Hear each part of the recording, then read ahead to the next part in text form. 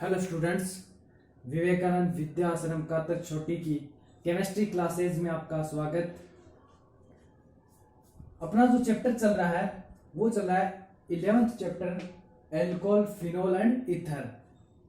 इसमें अपन ने एल्कोहल को पढ़ा, एल्कोहल को बनाने की विधियां पढ़ी, एल्कोहल की रासायनिक विधियां पढ़ी, उसके भौतिक गुण पढ़े। इसके बाद में हमने फिनोल पढ़ा। फिनोल के अंदर हमने पढ़ा फिनोल बनाने की विधियां, फिनोल के भौतिक गुण। अब फिनोल के रासायनिक गुण यानी रासायनिक अभिक्रिया चल रही है। इन रासायनिक अभिक्रियाओं में 4 रासायनिक अभिक्रिया हम पढ़ चुके हैं। जैसे मान लीजिए एक है अम्लीय प्रकृति की अभिक्रिया, 2 पढ़ी थी अपने धातु की अभिक्रिया, 3 नंबर पढ़ी थी अपन ने फास्फोरस पेंटाक्लोराइड के साथ अभिक्रिया, POCl3 के साथ अभिक्रिया, FeCl3 के साथ अभिक्रिया। अब 5वीं जो रिएक्शन है वो है एस्टरीकरण अभिक्रिया। एस्टरीकरण अभिक्रिया में क्या होता है कि फिनोल है उसकी जो रिएक्शन करवाते हैं अपन कार्बोक्सिलिक एसिड और उसके जो व्युत्पन्न है डेरिवेटिव्स हैं उनके साथ रिएक्शन करवाते हैं, तब जाकर के एस्टर का निर्माण होता है। तो सबसे पहले अपन लेते हैं फिनोल की रिएक्शन है वो कार्बोक्सिलिक एसिड के साथ करवाते हैं। ये हमारे पास क्या है, फिनोल कार्बोक्सिलिक एसिड। मान लीजिए एसिटिक अम्ल ले लेते हैं अपन, और एसिटिक अम्ल को अपन ने ऐसे लिख दिया OH C+O CH3। अम्ल की उपस्थिति में जैसे H2SO4 है, उत्क्रमण अभिक्रिया होती है, तो इस फिनोल में से H और अम्ल में से OH जाता है, वाटर मॉलिक्यूल के रूप में ये यहां से निकल जाता है -H2O। अब देखो यहां ये जो फिनोल का H गया, उसके बाद में यहाँ क्या बचा, सिर्फ ऑक्सीजन एटम। इसकी संयोजकता कम हुई, ये ऑक्सीजन एटम है इसको जोड़ लेगा, किसको, C+O CH3 को ऐड कर लेगा, तो यहाँ क्या बन जाएगा, एस्टर बन जाएगा। तो फिनोल था, एसिटिक अम्ल था, इससे क्या बन गया, एस्टर बन गया। इस अभिक्रिया को हम क्या बोलते हैं, एस्टरीकरण अभिक्रिया बोलते हैं। यह अभिक्रिया उत्क्रमणीय अभिक्रिया होती है। इसके बाद में हम बात कर सकते हैं, या इसका अभिप्रेत, इसका नाम भी बता सकते हैं फेनिल एसीटेट, यानी एस्टर बन गया। ये फिनोल है, ये एसिटिक अम्ल है। इसके अलावा अपन करवा सकते हैं फिनोल है, इसकी जो रिएक्शन करवा सकते हैं, इसका जो व्युत्पन्न है एल्केनॉइल क्लोराइड है, मान लीजिए हम लेते हैं एथेनॉइल क्लोराइड, तो यहां लिख लिया Cl C+O CH3, इसका नाम है एथेनॉइल क्लोराइड। ये क्या है, फिनोल है। ये भी अम्ल की उपस्थिति में उत्क्रमणीय अभिक्रिया देता है, और इससे भी क्या बनता है, एस्टर ही बनता है। तो यहां से H और यहां से क्या जाएगा, Cl -HCl रिमूव हो गया, और यहां क्या ऐड हो गया, एसिटिल समूह ऐड हो गया। फिनोल से जोड़ा फिनोक्साइड आयन है, उस फिनोक्साइड आयन के ऑक्सीजन एटम से ये जो एसिटिल समूह वो आकर के ऐड हो गया C+O CH3। तो स्टूडेंट्स यहाँ क्या ऐड हो रहा है, एसिटिल समूह ऐड हो रहा है। यहां भी क्या हुआ था, एसिटिल समूह ऐड हुआ था।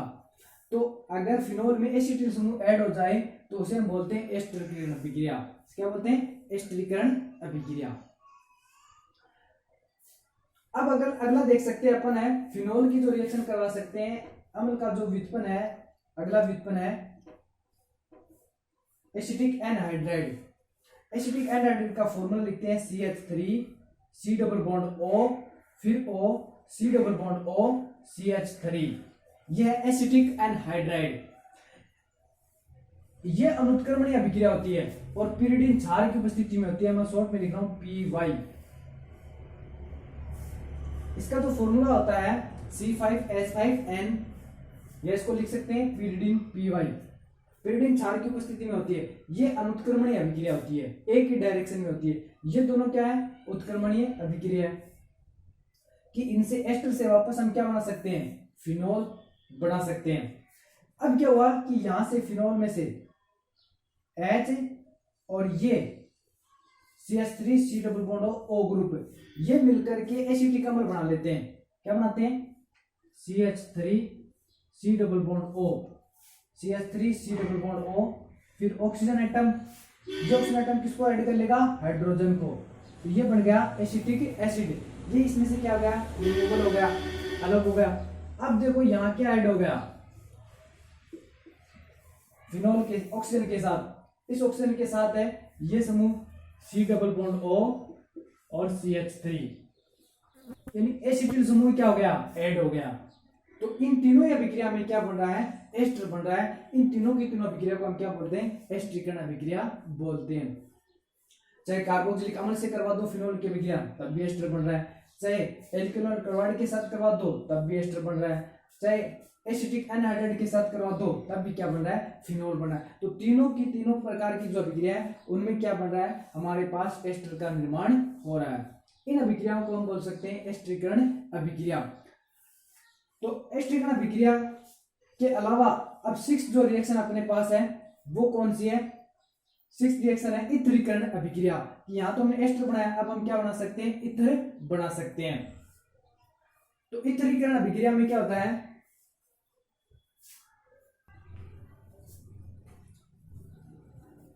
अगली जो मेथड है फिनोल की वो है इथरीकरण अभिक्रिया, कि फिनोल से हम इथर कैसे बना सकते हैं। तो फिनोल जो हमारे पास है इसकी रिएक्शन करवा सकते हैं और उससे इथरीकरण प्रक्रम बोल सकते हैं। कि मान लीजिए फिनोल है, फिनोल उसकी जब रिएक्शन करवाएंगे तो फिनोल से जो इथर बनेगा, इथर बनाने की इसमें 2 प्रोसेस है, 2 प्रकार की अभिक्रिया इथर बनाने की। एक है डाइएजोमीथेन से भी इथर बना सकते हैं। तो इसमें क्या होगा कि हमारे पास देखो फिनोल है,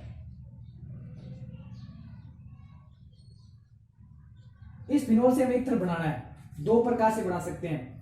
पहला तो क्या करेंगे, इसकी रिएक्शन करवाएंगे NaOH के साथ, NaOH एसीटोन की उपस्थिति में। इसका फॉर्मूला लिख देता हूं एसीटोन का, ये होता है एसीटोन की उपस्थिति में। तो यहां से क्या होगा H और यहां से क्या जाएगा OH, ओके स्टूडेंट्स। और यहां क्या बन जाएगा सोडियम फिनोक्साइड O, और इस O के साथ क्या ऐड हो गया Na, तो ये बन गया सोडियम फिनोक्साइड। इस सोडियम फिनोक्साइड यानी लिख सकते हैं -H2O, ये रिमूवल हो गया, निकल गया इसमें से। अब देखो ये जो सोडियम फिनोक्साइड बना है, इस सोडियम फिनोक्साइड की अभिक्रिया एल्किल हैलाइड से करवा सकते हैं। मान लीजिए हमारे पास एल्किल आयोडाइड है, तो एल्किल आयोडाइड है, इसको हम ये लिख सकते हैं CH3I, एल्किल आयोडाइड, यानी RI भी लिख सकते हैं, हमने लिखा CH3I, मेथिल आयोडाइड हो जाएगा। इसके साथ रिएक्शन करवा दिया अपन ने, तो यहां से Na इस I को ले जाएगा -NaI, चला गया। अब देखो यहां क्या ऐड हो गया O के साथ, इस O के साथ क्या ऐड हो गया CH3, तो ये बन गया ईथर, बन गया मेथिल फेनिल ईथर, या इसका अभिपेक नेम बता सकते हैं मेथॉक्सी बेंजाइन। अगले देखो जो रिएक्शन है इथरीकरण की वो है डाइएजोमेथेन से फिनोल का मेथिलीकरण करवाते हैं। तो हम लिख सकते हैं डाइएजोमेथेन से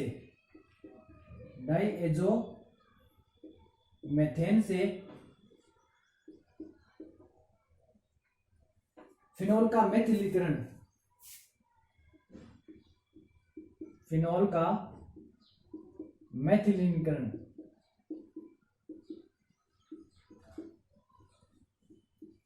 कि डाइएजोमेथेन से किस प्रकार है हम ईथर बना सकते हैं। तो ये ले लेते हैं अपन फिनोल,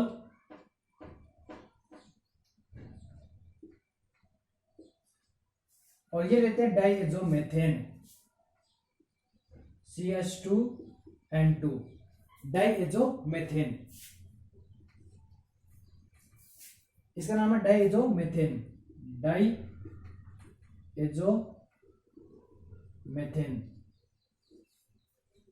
इसके साथ रिएक्शन करवाते हैं, तो यहां से क्या चला जाएगा N2, नाइट्रोजन चला गया।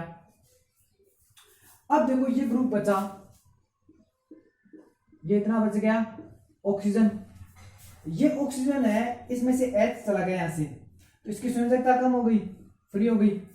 इधर से देखो CH2 से N2 चला गया, तो इसकी 2 संयोजकता कम हो गई, तो एक बॉन्ड तो इस ऑक्सीजन के साथ बना लेगा।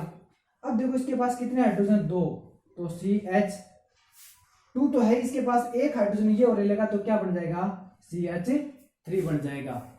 तो यहां ये क्या बन गया, मेथिल फेनिल ईथर या मेथॉक्सी बेंजीन है, इसका निर्माण हो गया।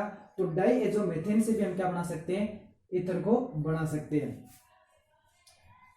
अगली जो नेक्स्ट जो रिएक्शन अपने पास है, 7th जो रिएक्शन है कि इसके हमें क्या करना है, बेंजोइलीकरण अभिक्रिया के द्वारा, या उसे बोल सकते हैं सोटन बामन अभिक्रिया, उसके द्वारा भी हम क्या कर सकते हैं, एस्टर का निर्माण कर सकते हैं। ये तो है ईथर का निर्माण। अगली जो नेक्स्ट रिएक्शन होगी इसमें बेंजोइलीकरण है, जिसे सोटन बामन अभिक्रिया बोलते हैं, उससे क्या बनेगा, एस्टर बनेगा।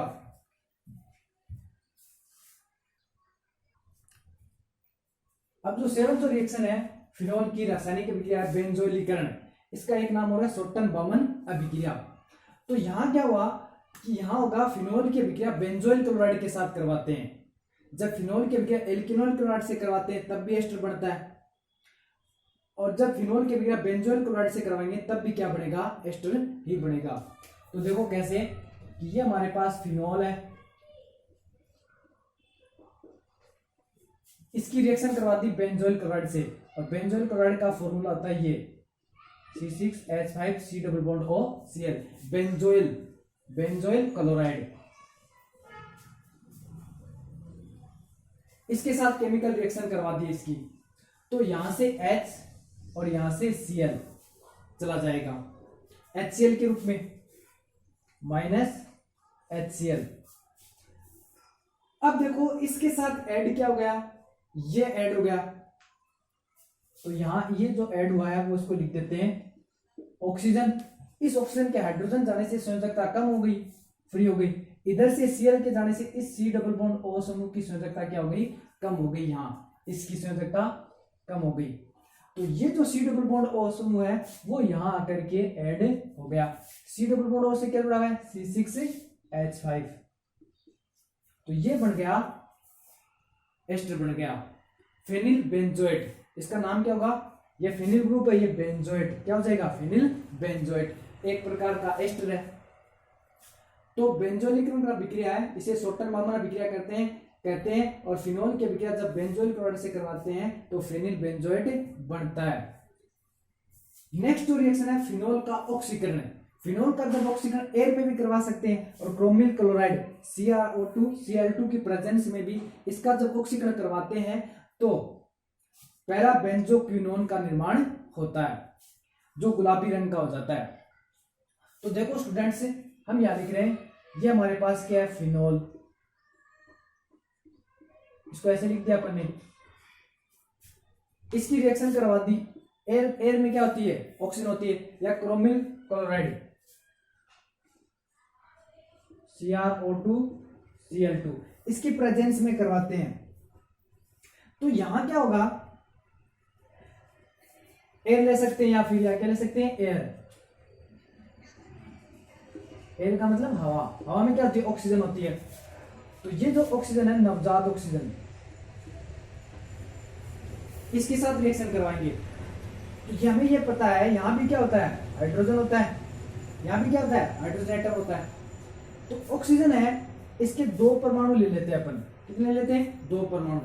इनमें से एक जो ऑक्सीजन एटम है वो क्या करेगा, दोनों H को लेकर के क्या बना लेगा, वाटर मॉलिक्यूल बना लेगा, जल का अणु बना देगा। कैसे, कि यहां से ये इस प्रकार H2O बना देगा, क्या बना देगा, माइनस H2O। अब देखो यहां ऑक्सीजन कितने थे, 2, तो 2 में से एक ऑक्सीजन गया, एक ऑक्सीजन बच गया। अब देखो यहां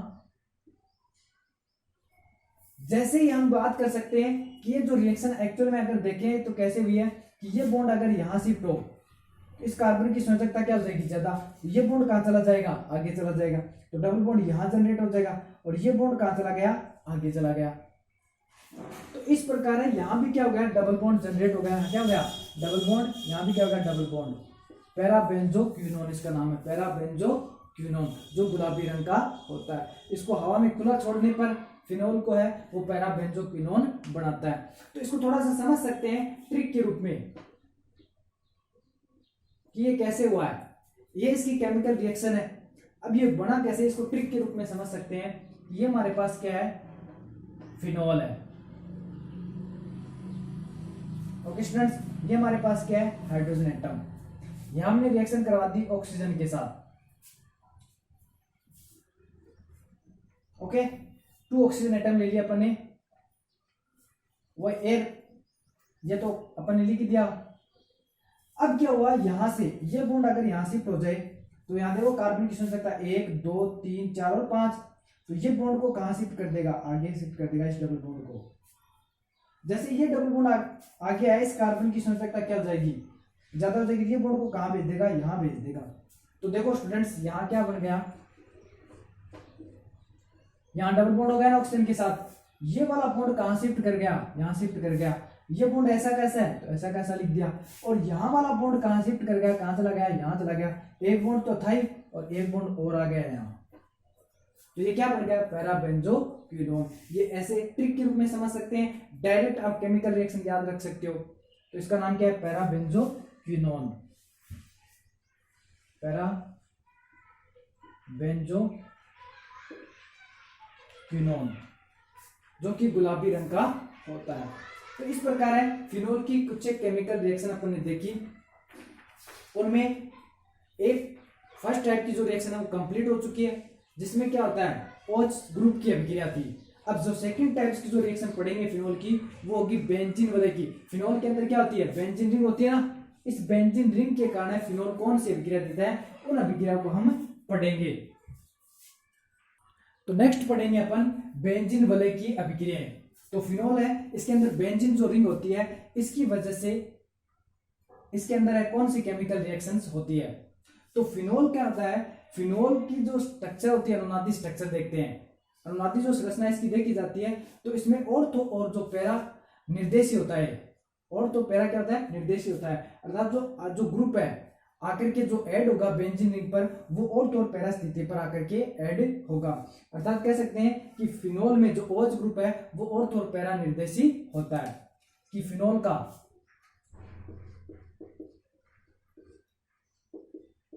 OH ग्रुप ऑर्थो है, पैरा निर्देशी होता है, अर्थात आने वाले ग्रुप को वो ऑर्थो और पैरा पे जोड़ने का काम करता है। ये किससे पता चला, ये फिनोल के अनुनादी संरचना से हमें पता चला। तो सबसे पहले अपन देखते हैं फिनोल की अनुनादी संरचना।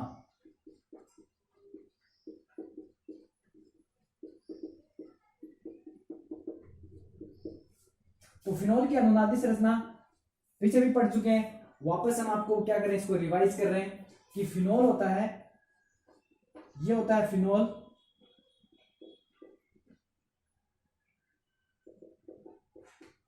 फिनोल।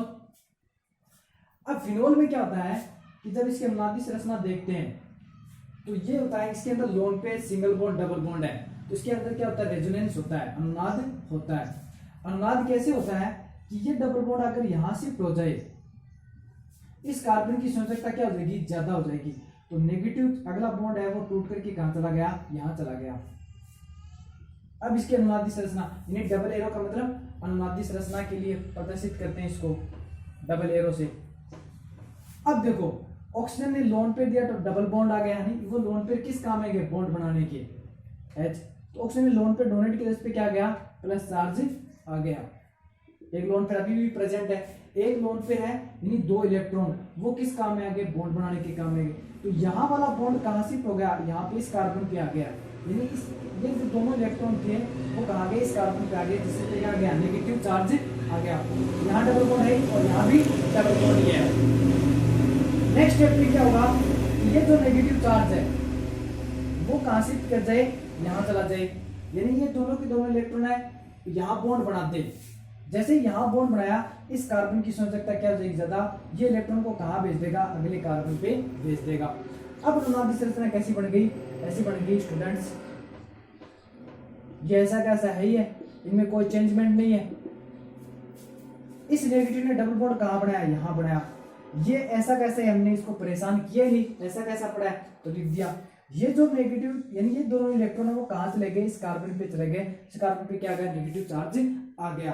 फिर अगले स्टेप में क्या होगा, अगले स्टेप में होगा ये नेगेटिव चार्ज है, यानी ये दोनों इलेक्ट्रॉन अगर यहाँ बॉन्ड बनाते हैं तो इस कार्बन की संयोजकता क्या हो जाती है, ज्यादा हो जाएगी। तो ये इलेक्ट्रॉन को कहाँ भेज देगा, अगले वाले कार्बन पर भेज देगा। अब अनुनादी संरचना कैसी बन गई, ऐसी बन गई। यहाँ क्या गया, double bond oxygen H, oxygen पे क्या गया, पॉजिटिव चार्ज। ये डबल बॉन्ड ऐसा कैसा है, फिर इस नेगेटिव ने यानी ये इलेक्ट्रॉन ने कहाँ डबल बॉन्ड बनाया, यहाँ बनाया, तो बना दो। ये जो डबल बॉन्ड के इलेक्ट्रॉन कहाँ चले गए, यहाँ चले गए, तो यहाँ क्या गया, माइनस चार्ज आ गया। अगले स्टेप में क्या होगा, ये जो इलेक्ट्रॉन है यहाँ आकर के बॉन्ड बनाते, तो इस कार्बन की संयोजकता कितनी हो, ज्यादा, 1 2 3 4 और 5। तो ये जो दोनों इलेक्ट्रॉन वापस कहाँ चले जाएंगे, ऑक्सीजन पर चले जाएंगे। अब अनुनादी संरचना कैसी बन गई, अब बन गई ऐसी। वापस इलेक्ट्रॉन जाने से सिंगल बॉन्ड ऑक्सीजन, फिर हाइड्रोजन, एक लोन पेयर था ही, और दोनों इलेक्ट्रॉन आने से वापस दूसरा लोन पेयर भी आ गया और प्लस चार्ज इसका हट गया। यहाँ डबल बॉन्ड है तो आ गया, यहाँ डबल बॉन्ड है बना दिया। इस नेगेटिव ने कहाँ डबल बॉन्ड बनाया, यहाँ बनाया। तो फिनोल की फर्स्ट स्ट्रक्चर और जब लास्ट स्ट्रक्चर का हम अध्ययन करते हैं, पता करते हैं, तो दोनों के अंदर क्या है, डबल बॉन्ड जस्ट विपरीत मिलेंगे। यहाँ वाला डबल बॉन्ड यहाँ मिलेगा, यहाँ वाला डबल बॉन्ड यहाँ मिलेगा, और यहाँ वाला डबल बॉन्ड यहाँ मिलेगा। तो अपन आसानी से इसके अंदर कंपेयर कर सकते हैं। इसका मतलब क्या हुआ, इसका मतलब ये हुआ कि बेंजीन रिंग के अंदर है, ये जो नेगेटिव चार्ज है वो लगातार क्या कर रहा है, अंदर रोटेट कर रहा है। तो अब इसका अनुनादी संकर बना सकते हैं। क्या बना सकते हैं, अनुनादी संकर। वो कैसे होगा, इसके अंदर है कौन रोटेट कर रहा है, नेगेटिव चार्ज के अंदर क्या है, रोटेट कर रहा है। और यहां क्या है, ऑक्सीजन, ये इसका क्या हो गया, अनुनादी संकर है। इस पे क्या आया था, पॉजिटिव चार्ज आया था, पार्शियली क्या आ गया था, पॉजिटिव चार्ज आ गया था। तो ये इसका क्या बन गया, अनुनादी संकर बन गया, अनुनादी संकर। तो बेंजीन रिंग के अंदर, फिनोल के अंदर बेंजीन रिंग उपस्थित होने के कारण है ये इलेक्ट्रॉन स्नेही प्रतिस्थापन अभिक्रिया देता है। और OH ग्रुप है वो हमें ये इस बात को इंडिकेट करता है कि इस बेंजीन रिंग पर आपको आने वाला इलेक्ट्रॉन स्नेही कहां जोड़ना है। ठीक है, इलेक्ट्रॉन स्नेही का मतलब, इलेक्ट्रॉन स्नेही, इलेक्ट्रॉन से स्नेह करने वाला यानी E+, जिसमें पॉजिटिव चार्ज होगा।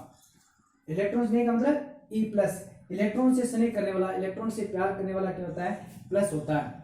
तो वो प्लस है वो कहां आकर के जुड़ेगा, तो इन रेजोनेंस स्ट्रक्चर से अपन को नजर आ रहा है, बिल्कुल क्लियर नजर आ रहा है कि आने वाला प्लस कहां जुड़ सकता है, या तो ऑर्थो पे जुड़ सकता है, या पैरा पे जुड़ सकता है, या फिर कहां जुड़ सकता है, ऑर्थो पे जुड़ सकता है। मेटा स्थिति पर आने वाला इलेक्ट्रॉन नहीं ऐड नहीं होगा। तो फिनोल में OH ग्रुप हमें इस बात को बताता है कि जो इलेक्ट्रॉन स्नेह आप ऐड कर रहे हो, जोड़ रहे हो, वो कहाँ जोड़ना आपको, या तो ऑर्थो पे जोड़ना है, या पैरा पे जोड़ना है, या फिर ऑर्थो पे जोड़ना है। मेटा पे हम जोड़ उसका योग नहीं कर सकते। क्यों नहीं कर सकते, क्योंकि जो नेगेटिव चार्ज है वो मेटा के कंपैरिजन में ऑर्थो और पैरा स्थिति पर क्या होता है, बहुत ज्यादा होता है। मेटा पे क्या होता है, नेगेटिव चार्ज है बहुत ही कम होता है, इसलिए वो प्लस है, उसका योग वहां नहीं होगा। तो हम कह सकते हैं कि फिनोल में बेंजीन रिंग की वजह से जो इलेक्ट्रॉन स्नेह प्रतिस्थापन अभिक्रिया होती है उसमें जो OH ग्रुप होता है वो ऑर्थो और पैरा निर्देशी होता है कि आने वाले इलेक्ट्रॉन स्नेह को वो कहाँ ऐड करता है, ऑर्थो और पैरा स्थिति पर ऐड करता है। अब इसी से रिलेटेड एक एग्जांपल ले सकते हैं अपन, नाइट्रीकरण अभिक्रिया। तो नाइट्रीकरण अभिक्रिया, फिनोल की नाइट्रीकरण अभिक्रिया में क्या होगा, नाइट्रेशन, हमारे पास क्या होगा, फिनोल होगा, और इस पर जब हम क्या करेंगे, नाइट्रिक अम्ल का योग करवाएंगे 298 केल्विन तापमान पर। तो देखो स्टूडेंट्स, इसकी केमिकल रिएक्शन देखते हैं। ये हमारे पास क्या है, फिनोल, फिनोल है, ठीक है, सब जगह हाइड्रोजन है, यहाँ भी तो हाइड्रोजन, यहाँ भी हाइड्रोजन, यहाँ भी और यहाँ भी। फेनिल इस रिंग पर क्या है, बेंजीन रिंग पर क्या है, हाइड्रोजन एटम है। नाइट्रिक अम्ल, नाइट्रिक अम्ल का जो फॉर्मूला होता है वो है HNO3। HNO3 को हम ऐसे लिख सकते हैं OHNO2, HNO3 नाइट्रिक अम्ल है।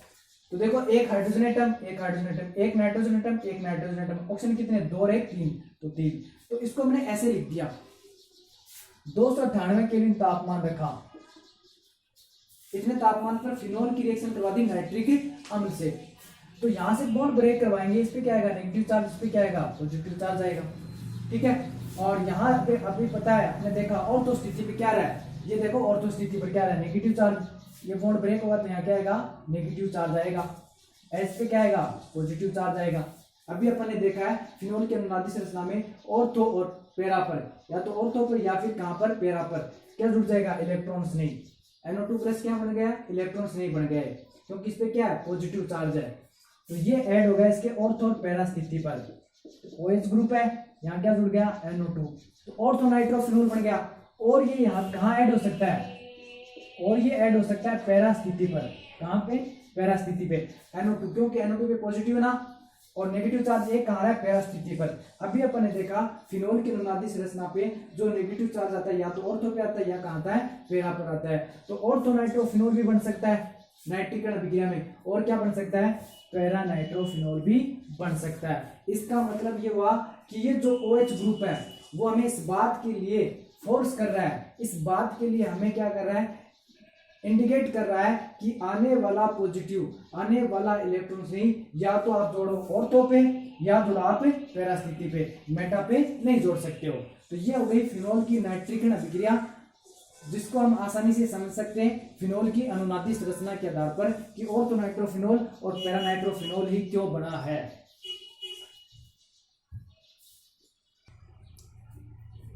तो ये है नाइट्रीकरण अभिक्रिया। इसी से रिलेटेड और भी अभिक्रिया पढ़ेंगे, जैसे सल्फोनीकरण है, ब्रोमीनीकरण है, उनमें भी क्या होगा जो इलेक्ट्रॉन्स नहीं है वो ऑर्थो और पैरा स्थिति पर आकर ही जुड़ेगा, जो पढ़ेंगे नेक्स्ट वीडियो में। तो स्टूडेंट्स अब इसको अच्छी तरीके से पढ़ो और इसको रिवाइज करो, कॉपी में इसको नोट करो।